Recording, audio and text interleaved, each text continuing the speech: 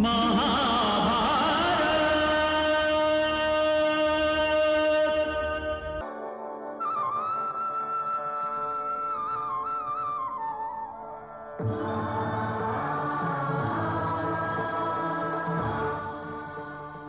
प्रतीक्षा तो नहीं करनी पड़ी देवी? प्रतीक्षा तो करनी पड़ी, परंतु बहुत नहीं। हाँ, तो कल आप कह रहे थे महाराज कि हस्तिनापुर के बचाव का केवल एक ही उपाय है। तो मैंने आपसे कहा था कि तब तो आपको वो उपाय शीघ्र ही कर लेना चाहिए। तो आपने कहा कि ये मेरे हाथ में है। अब यहां से आगे चलते हैं महाराज। मेरे हाथ में कैसे? यदि तुम हस्तिनापुर की पटरानी बनना स्वीकार कर लो तो शांतनु भी बच जाएगा और हस्तिनापुर राज्य भी। यह सम्मान मैं स्वीकार कर भी सकती हूं, परंतु देवी, मैं एक क्षत्रिय हूं और क्षत्रियों के शब्दकोश में परंतु जैसे शब्द नहीं होते। तो फिर एक वचन दीजिए। आज से मेरे सारे वचन तुम्हारे हुए देवी। सारे नहीं महाराज, केवल एक। एक वचन? क्या आप मुझसे कोई प्रश्न नहीं करेंगे? बस यही? ठीक है, मैंने वचन दिया देवी तुम्हें। चाहे मैं जो भी करूं, आप मुझसे कभी कोई प्रश्न नहीं करेंगे। हां, ना तो मैं तुमसे कभी कोई प्रश्न करूंगा और ना ही कारण जानने की चेष्टा करूंगा।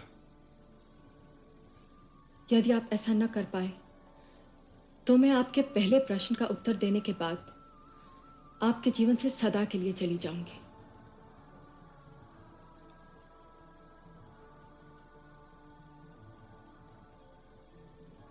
स्वीकार है देवी।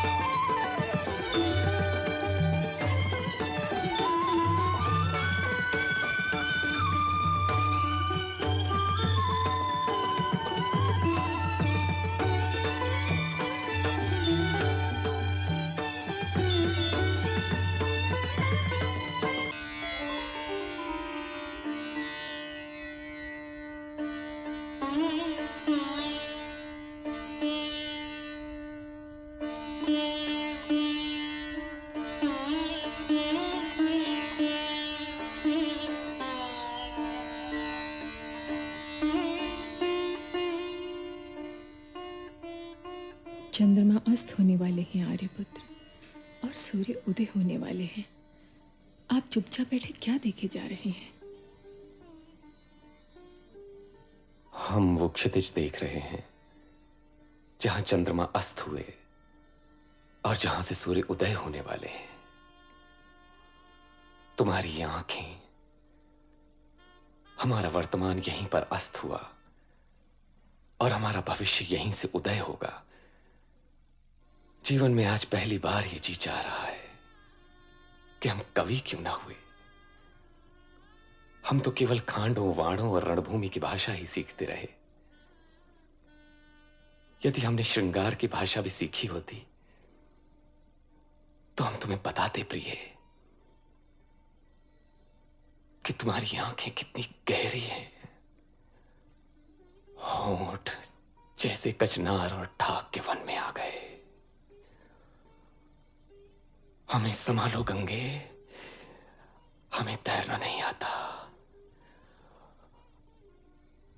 हम इन नैनों के अथाह सागर में डूबते जा रहे हैं। और आश्चर्य की बात तो यह है कि डूबना हमें अच्छा लग रहा है।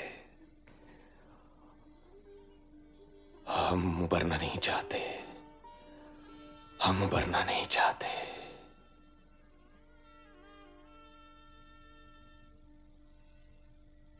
इन नैनों में राज और राजनीति नहीं है आर्यपुत्र। लोग कहेंगे गंगा ने हस्तिनापुर से उनका राजा छीन लिया।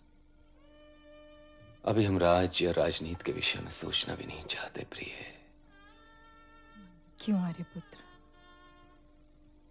क्योंकि हम गंगा स्नान कर रहे हैं। महाभारत।